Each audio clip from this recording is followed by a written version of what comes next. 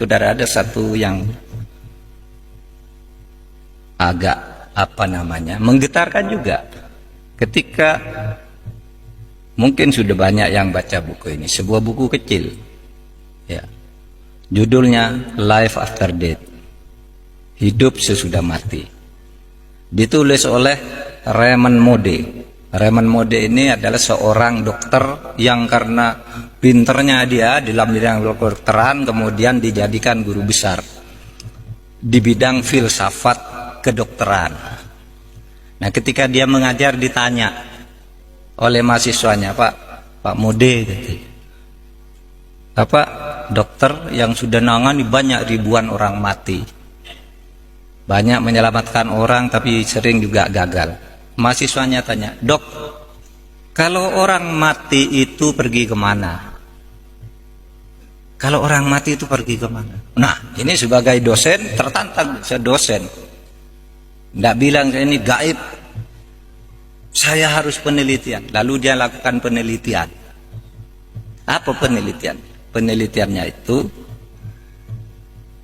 100 orang yang pernah mati diwawancarai oleh dia.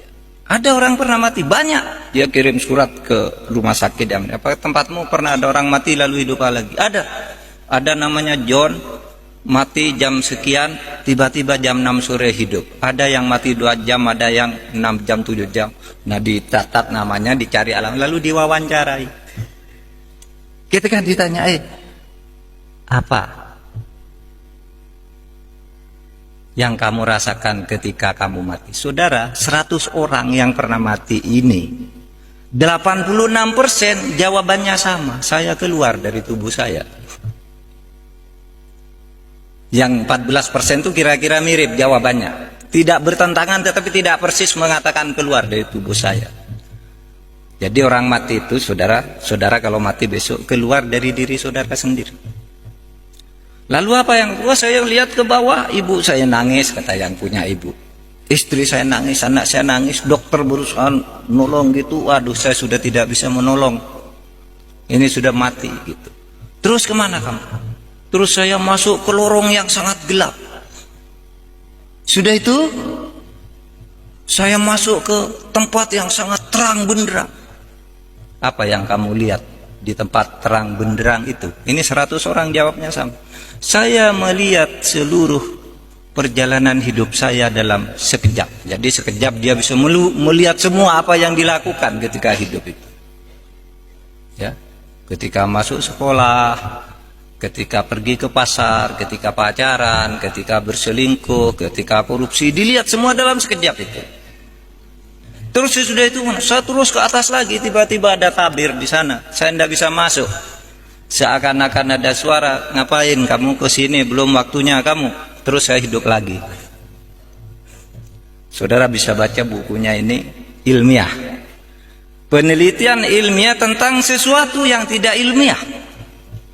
Ketidakilmiahan itu dibuktikan secara ilmiah karena itu melalui studinya. Kalau Profesor Baikuni mengatakan sesuatu yang terjadi secara sama 3 kali itu pasti ilmiah. Nah, itu dari 100 orang 86. Bahkan dikatakan 100% sama, cuma yang 14 itu variasinya tidak persis kalimatnya gitu. Ilmiah. Lalu apa yang terjadi di sini? Nah, saudara, banyak hal menarik di situ. Pertama, bahwa orang itu bisa pergi dari tubuhnya. Kayak saudara pergi sedang tidur, saudara pergi ke Afrika, saudara naik pesawat, itu mimpi, itu kan pergi saudara dari tubuh saudara. Ya, sudah pergi dari tubuh saudara, berkelana ke alam-alam di luar saudara, pergi. Yang kedua, ini yang sangat luar biasa. Apa ada? Ketika manusia itu sampai di suatu saat, di suatu tempat yang terang benderang, manusia itu melihat amalnya sendiri. Sehingga dia tidak bisa mengatakan, saya tidak pernah mencuri. Ada situ, di alam terang itu kamu melihat sendiri. Itulah yang di dalam Al-Quran dikatakan, ma yalfidhu an qaulin illa ladaihi raqibun atid. Tidak ada sesuatu pun yang kamu katakan, tidak ada sesuatu pun yang kamu lakukan di muka bumi ini kecuali dicatat dengan teliti dan lengkap oleh malaikat Raqib dan malaikat Atid. Jadi malaikat Raqib dan Atid itu tinggal menunjukkan aja.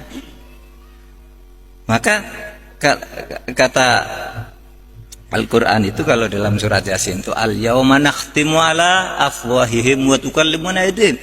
Suatu saat kamu tidak bisa memantah, Pak, saya tidak mencuri, saya tidak berselingkuh, saya tidak korupsi.